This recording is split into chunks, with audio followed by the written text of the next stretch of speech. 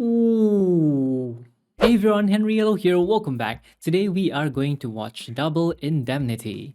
Now, I picked this movie randomly off my movies list, and it was after I picked it that I realized that it is a movie directed by Billy Wilder. Wilder? No, Wilder, yeah. I remember I pronounced it wrongly before, and people told me that his name is pronounced Wilder, so it should be Billy Wilder. Since I am going to do Billy Wilder, Fritz Lang, and Sidney Lumet runs, so you guys can comment any great movies directed by Billy Wilder. Just let me know down in the comments below so I can add them to my movies list. All right, so let's kick it off with Double Indemnity. Oh, from the novel by James Payne.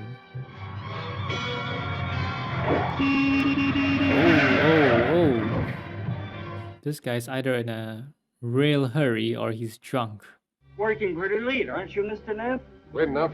How's the insurance business, Mr. Knapp? They wouldn't ever sell me any. They said I had something loose in my heart. Yeah, when your health isn't good, insurance, they don't want to cover you.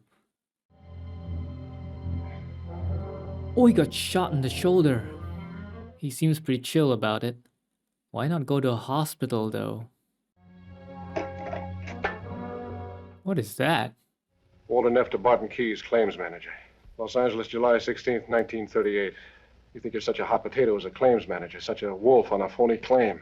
But let's take a look at that Dietrichson claim. You said it wasn't an accident. Check. You said it was murder. Check.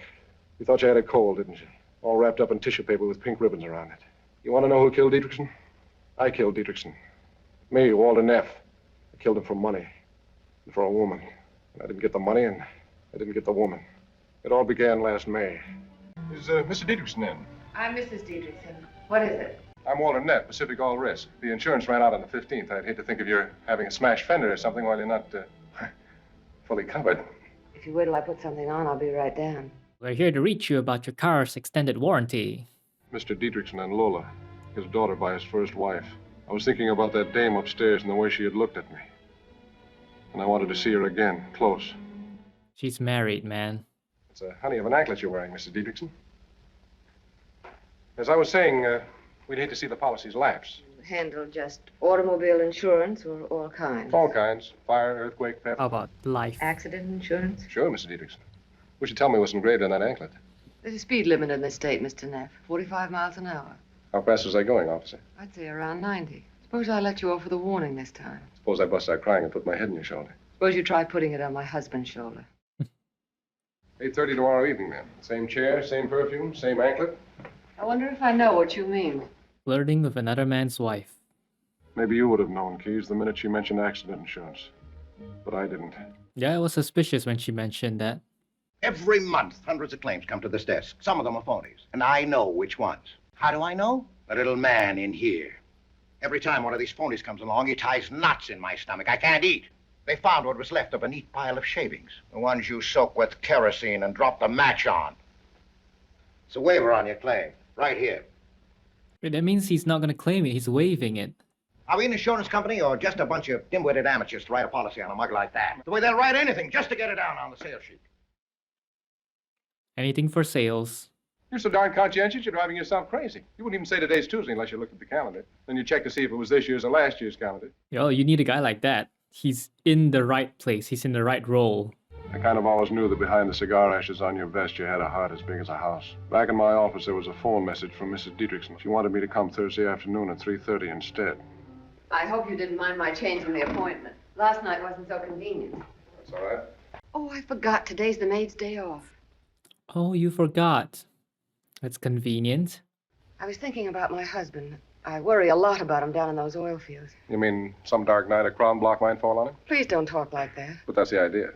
Don't you think he ought to have accident insurance? Mm-hmm. Could I get an accident policy for him without bothering him at all?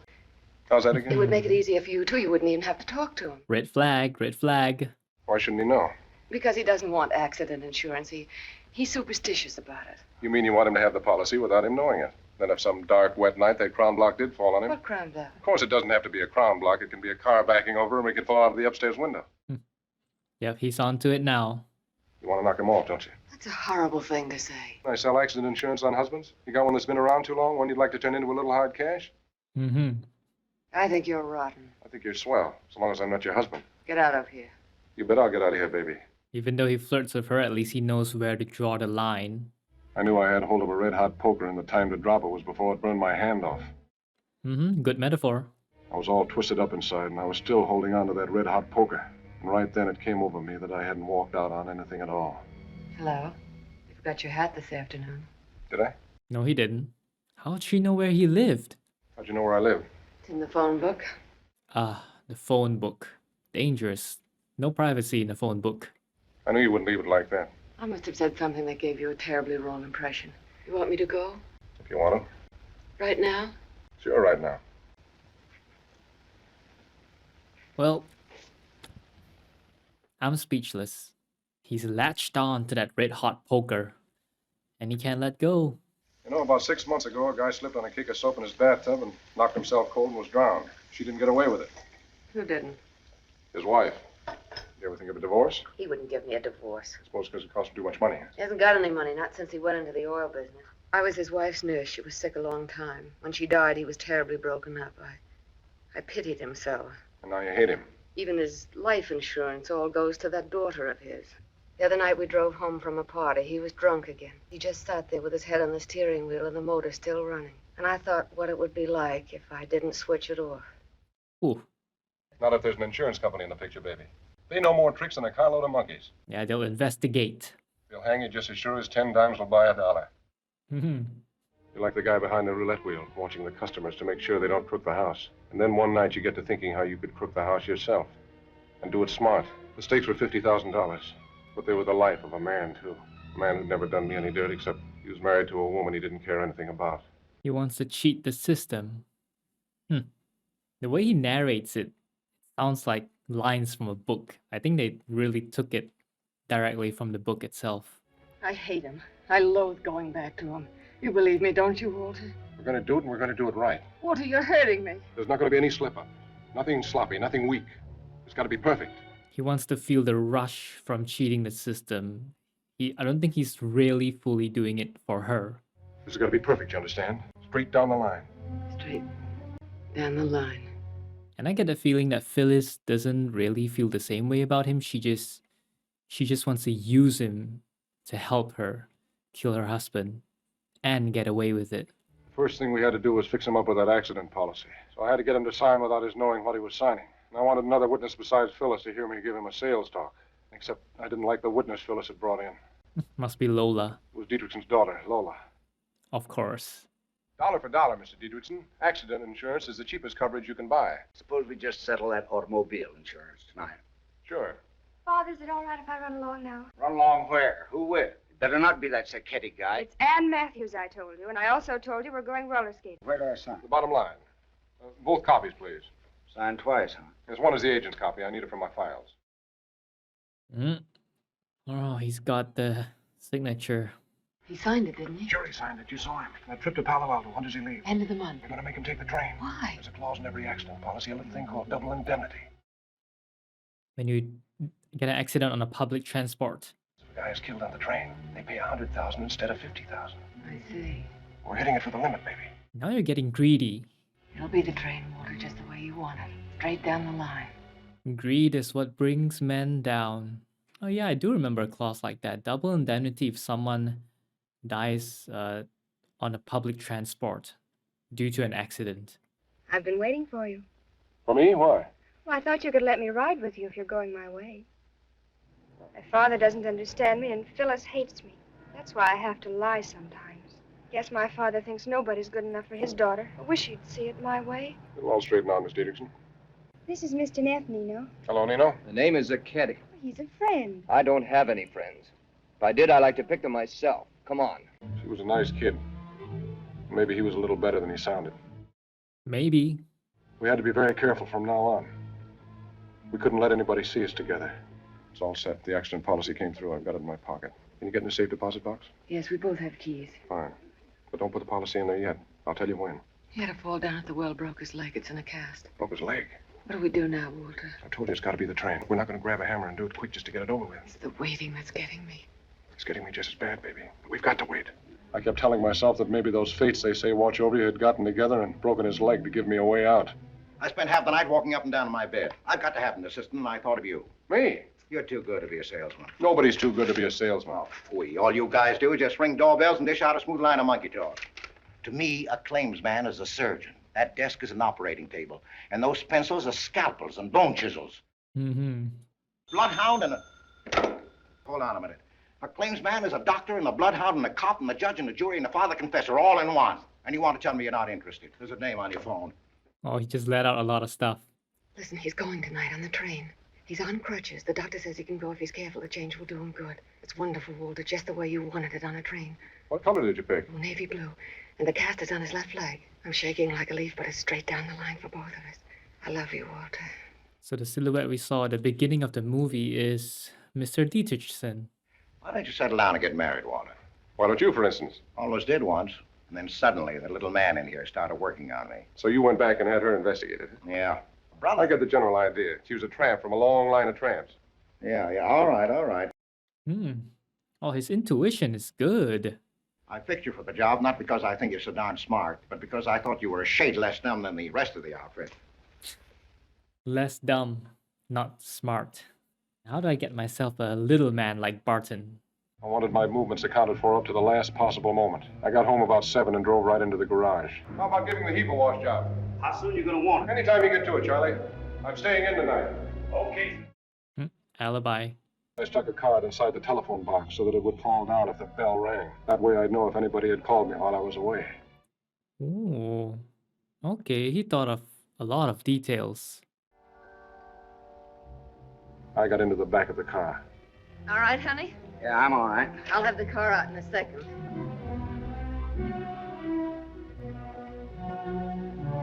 Wouldn't he see him lying on the floor? Should have had a blanket or something to cover him up. If you get careless, you might end up with a shorter leg. I could break the other one and match him up again. I'll be back Monday at the latest. She's thinking, no, you won't be back at all.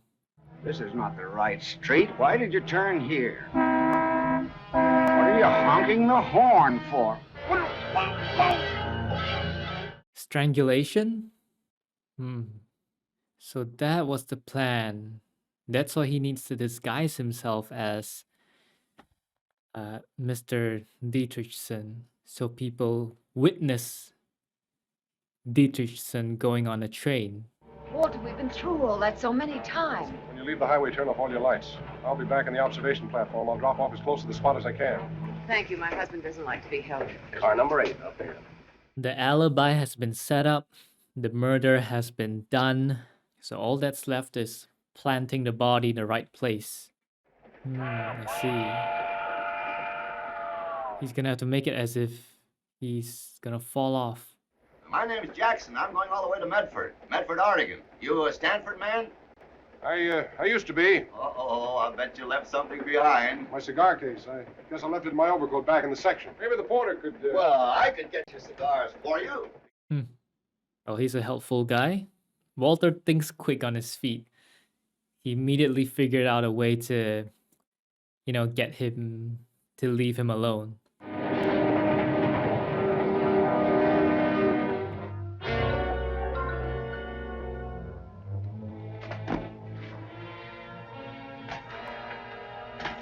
So they're gonna make it look like he fell off, but how did he kill him? If he killed him by strangulation, then unless he broke his neck or something. Well, the car's dead.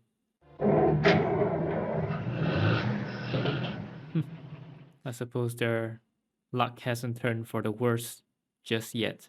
I was afraid she might go to pieces a little, now that we had done it. But she was perfect. Not a tear. Not even a blink of the eyes. It's straight down the line, isn't it? I love you, Walter. I would be scared to be with a woman like that, because if she can plan her husband's death, she can plan Walter's death too. In the apartment, I checked the bells. The cards hadn't moved. I had to go down to the garage. I wanted Charlie to see me again. Been working upstairs all night. My stomach's getting a little sore at me. Yes, Mr. There was nothing to give us away. And yet, Keys, as I was walking down the street to the drugstore, suddenly it came over me that everything would go wrong. I couldn't hear my own footsteps. It was the walk of a dead man. I put on dark glasses so people couldn't see my eyes. Then I took them off again so they wouldn't get to wondering why I wore them. I could feel my nerves pulling me to pieces. Mm-hmm. He feels guilty now. Died of a broken neck. What did the police figure? He got tangled up in his crutches and fell off the train. They're satisfied. It's not their dough. No, Walter isn't feeling guilty. He's just afraid of being caught. Who's Jackson? He's the last man who saw Dietrichson alive. Dietrichson wanted a cigar, and so Jackson went back to get Dietrichson's cigar case for him. Very interesting about the cigar case. This policy might cost us a great deal of money. As you know, it contains a double indemnity clause. In fact, I know what happened to Dietrichson. You know what? I know it was not an accident. Your husband had an accident policy with this company. Evidently, you don't know that, Miss Dietrichson. Accidental death. We're not entirely satisfied. Frankly, Miss Dietrichson, we suspect Foul play. suicide. A suicide. In some policies, a suicide also negates the claim. You don't claim a suicide. First, your husband takes out this policy in absolute secrecy because he doesn't want his family to suspect what he intends to do. He hobbles all the way out to the observation platform, and there's a man there. What was his name, Keys? His name was Jackson. Probably still is. He gets rid of this Jackson with some flimsy excuse about cigars. He jumps, suicide, in which case the company is not liable. What I want to suggest is a compromise on both sides. A settlement for a certain sum, a part of the policy value. You want to bargain with me at a time like this? I don't like your insinuations about my husband, and I don't like your methods. Goodbye, gentlemen. Mr. Norton, first thing that struck me was that suicide angle. I dumped it into the wastepaper basket just 3 seconds later. Come now, you've never read an actuarial table in your life, have you? Why, we've got 10 volumes on suicide alone. Suicide by race, by color, by occupation, by sex, by seasons of the year. There's not one single case of suicide by leap from the rear end of a moving train. Do you know how fast that train was going at the point where the body was found? Not fast enough. May I have this? Damn, Barton's the perfect guy for this job. He's awesome. Love this guy. If I want someone to trust, I trust Barton.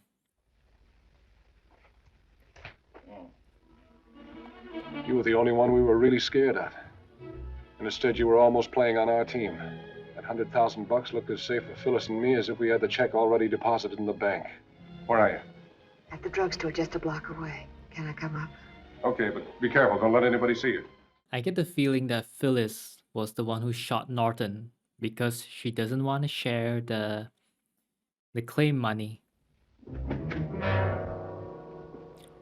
Oh no. Hello, Keys. He had accident insurance, didn't he? Yeah. Then he broke his leg, didn't he? So what? And he didn't put in a claim. Oh yeah, he didn't claim for that. Little man of yours is acting up again, huh? There's something wrong with the Dietrichson case. Maybe he just didn't know that he was insured. No, that couldn't be it. You delivered the policy to him personally, didn't you? Yeah. You got his check. Sure I did. A guy takes out an accident policy that's worth $100,000 if he's killed on the train. And 2 weeks later, he is killed on the train. Now, it just can't be the way it looks. Something has been worked on us. Maybe I like to make things easy for myself, but I always tend to suspect the beneficiary. I've got to get to a drugstore. This thing feels like a hunk of concrete inside me. See you at the office in the morning. Yeah. And one of those things? How much does he know? Doesn't know anything. It's those stinking hunches of his. Good hunches, by the way. Great hunches. He'll investigate you. He'll have you shadowed. You'll watch every minute from now on. We're not the same anymore.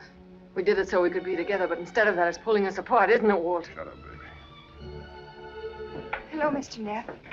I have the awful feeling that something's wrong. And I had that same feeling once before, when my mother died. My mother was very sick with pneumonia. She had a nurse with her. There were just the 3 of us in the cabin. Phyllis killed her mother?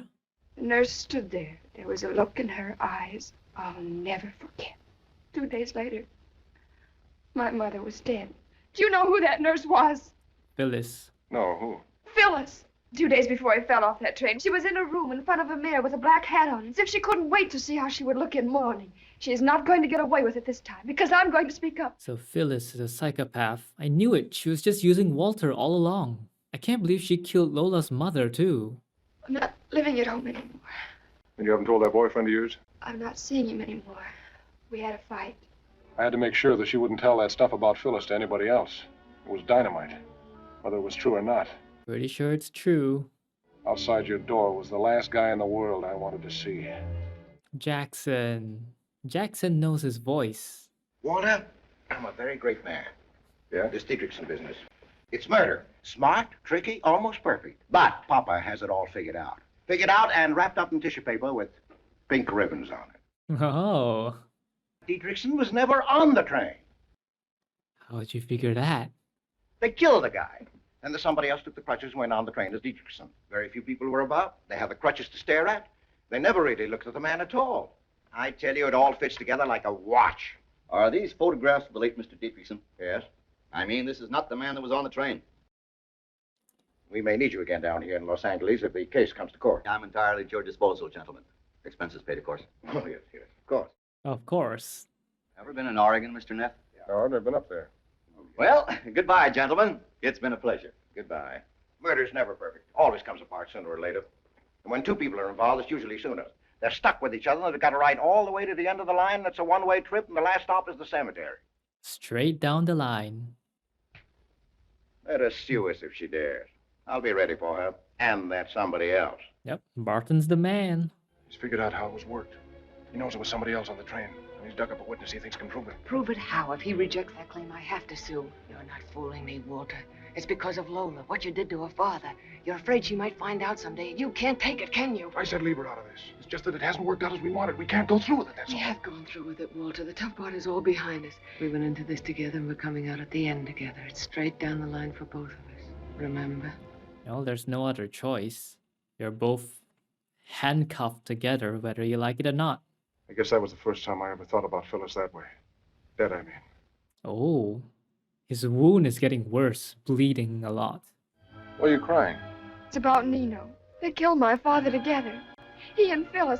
He helped her do it. I know he did. I've been following him. He's been to her house night after night. Phyllis is working her magic with Nino, too. Phyllis and Zacchetti. What was he doing up at her house? I couldn't figure that one out. Phyllis and Zacchetti are planning to kill Walter Neff. She's already planning her next murder. That's crazy. That Dietrichson case just busted wide open. How do you mean? The guy showed, that's how. Oh, he thinks it's Nino. She just filed suit against us. When we get him in that courtroom, I'll tear him to pieces, both of them. They give you matches when you buy cigars, you know. All they have to do is ask for them. Don't like them. They always explode in my pocket. So long, Walter. I was scared stiff, Keys. Maybe you were playing cat and mouse with me. Yeah, I get that Walter's very anxious, and of course, since he's guilty, but I'm pretty sure that Barton was talking about Nino Zacchetti. Memo to Mr. Norton. With regard to your proposal to put Walter Neff under surveillance, I disagree absolutely. I have investigated his movements on the night of the crime. I have known Neff intimately for 11 years, and I personally vouch for him without reservation. Oh, Barton. This man has been observed to visit Mrs. Dietrichson on the nights of July 9th, 10th, 11th, 12th, and 13th. Yo, 5 days in a row. We have checked Zacchetti's movements on the night of the crime and have found that they cannot be accounted for. We already have sufficient evidence against Zacchetti and Mrs. Dietrichson to justify police action. It's crazy that the insurance company does such a much more in-depth investigation than the police. But Walter can't risk this either, because if Phyllis spills, if she tells the truth, then Walter will be implicated too. Phyllis, I've got to see you tonight. Just leave the front door unlocked and put the lights out. I'll see you at 11 o'clock. I guess I don't have to tell you what I intended to do at 11 o'clock, Keys. What I didn't know was that she had plans of her own. Yeah, they're planning to backstab each other. I can already imagine it. Ooh. Oh no, Phyllis is gonna do it herself. I just came to say goodbye. Where are you going? You're the one that's going, baby, not me. A friend of mine's got a funny theory. He says when two people commit a murder, it's sort of like they're riding on a trolley car together. And they have to go on riding together clear to the end of the line. The last stop is a cemetery. I've got another guy to finish my ride for me. It's been you and that Zacchetti guy all along, hasn't it? That's not true. What do you think's going to happen to you? You helped him do the murder, didn't you? That's what Keys thinks, and what's good enough for Keys is good enough for me. Maybe I'd rather talk. Sometimes people are where they can't talk, under 6 feet of dirt, maybe. He came here first to ask where Lola was. I kept hammering into him that she was with another man, so I'd go into one of his jealous rages, and then I'd tell him where she was. You know what he would have done to her, don't you, Walter? For once I believe you, because it's just rotten enough. We're both right. Only you're a little more rotten. You got me to take care of your husband for you. Zacchetti to take care of Lola. Maybe take care of me, too. Then somebody else would have come along to take care of Zacchetti for you. That's the way you operate, isn't it, baby? I bet it is. Ooh. She got him. That, can't you, baby? Maybe if I came a little closer. Yo, he isn't even phased. Why didn't you shoot again, baby? Don't tell me it's because you've been in love with me all this time. Yeah, he isn't gonna buy that. No, I never loved you, Walter, not you or anybody else. Until a minute ago, when I couldn't fire that second shot. Sorry, baby, I'm not buying. Goodbye, baby. He ended up killing her after all. Oh, it's a kitty. Her name is Neff. Yeah, and I still don't like it. What do you want? Number is granted 0386. That's for Miss Dietrichson. First name is Lola. She doesn't want any part of me. Lola's in love with you. She always has been. Now go on and call her. Go on, that way. I want you to do a favor for me, Keith. I want you to be the one to tell Lola, kind of gently, before it breaks wide open. So in the end, he didn't want to frame Zachetti. What did that little man of yours pull you out of bed? The janitor did. Seems you leaked a little blood on the way in here. How long you been standing there? Long enough. I suppose I get the big speech, one with all the $2 words in it. Mulder, you're all washed up. Thanks, Keith. I was short anyway. I'm going to call for a doctor. So they can patch me up? So I can walk into that gas chamber up at San Quentin on my own power? Suppose you went back to bed and didn't find these cylinders till tomorrow morning when the office opens. Give me one good reason. Going across the border. You haven't got a chance, Walter. You'll never even make the elevator.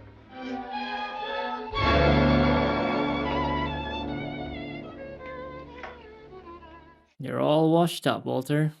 You know why you couldn't figure this one, Keith? Because the guy you were looking for was too close. Right across the desk from you.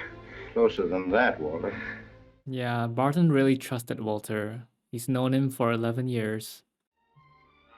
Oh, this time it's Barton who lights up his cigarette for him. Alright, this was a good one. I enjoyed this one. The plan for murder, establishing the alibi, and then finding out that Phyllis was a, much more rotten at the core because she killed the first Mrs. Dietrichson, and then she planned the murder of Mr. Dietrichson, and then she also planned to murder Walter.